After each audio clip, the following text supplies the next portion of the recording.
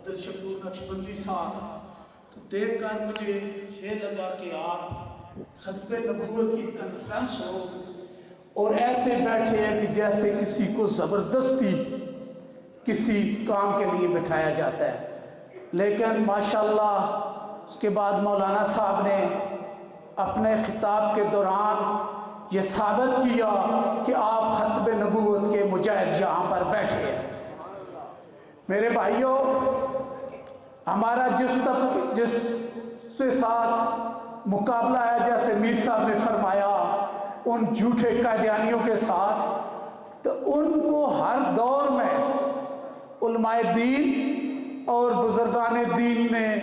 اولیاء اللہ نے ہر دور میں ان کو جھوٹا ثابت کیا ہے۔ تو میں نے حضرت مرشد عالم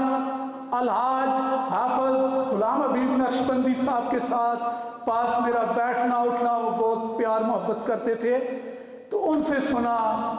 کہ انگریز دور میں بھی حضرت عطا اللہ شاہ بخاری نے رحمت اللہ علیہ نے ان قادیانیوں کا بھرپور انداز میں مقابلہ کیا ہے۔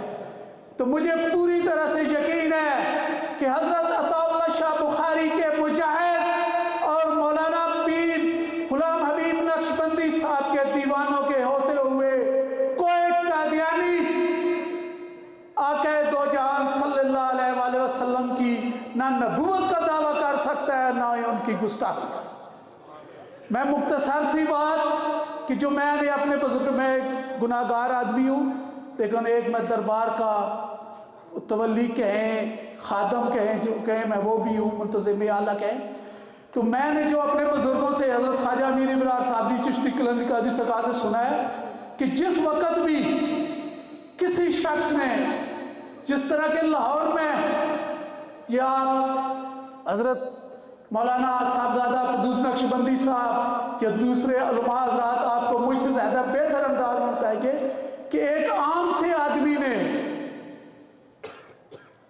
ایک گستاخ کو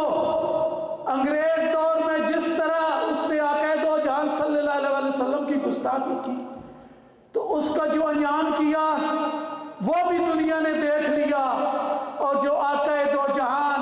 حضرت محمد مصطفیٰ صلی اللہ علیہ وسلم کے عاشق تھے، غازی علم الدین شہید، ان کی جو دینی خدمات تھی اور انہوں نے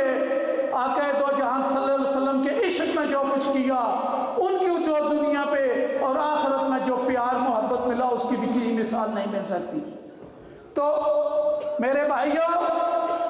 غازی علم الدین شہید سرکار کو جس وقت سزا ہوئی میاں علی جیل میں، تو ان کو لوارث کر کے وہاں پہ دفن کر دیا گیا۔ حضرت علامہ اقبال رحمۃ اللہ علیہ نے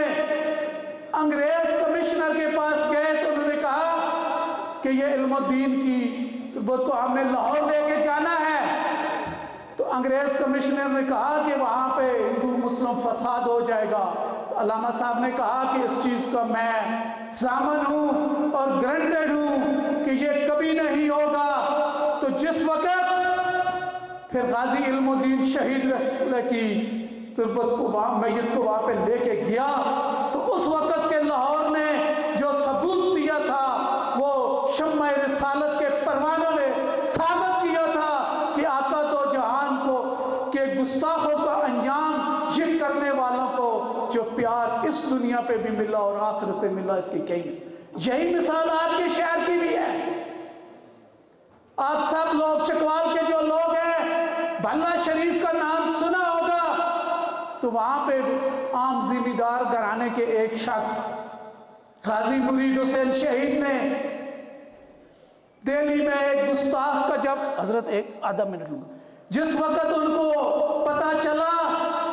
تو وہ بھی وہاں لاہور سے پیدل دہلی پہنچے، انہوں نے بھی اس گستاخ کا وہی انجام کیا۔ تو میرے بھائیوں، یہ ہم سب پہ فرض ہے، آقا دو جہان صلی اللہ علیہ وآلہ وسلم کا گستاخ جہاں بھی ہو، انشاءاللہ شمع رسالت کے پروانے یہ کام کبھی بھی نہیں کرنے دیں گے۔ اللہ تبارک و تعالی ہم سب کی حاضری کو منظور و قبول فرمائے۔ تاجدار ختم نبوت، آواز میرے پیچھے بھائیوں کی بھی نہیں آ رہی اور آپ بھی اس انداز سے جواب نہیں دے رہے،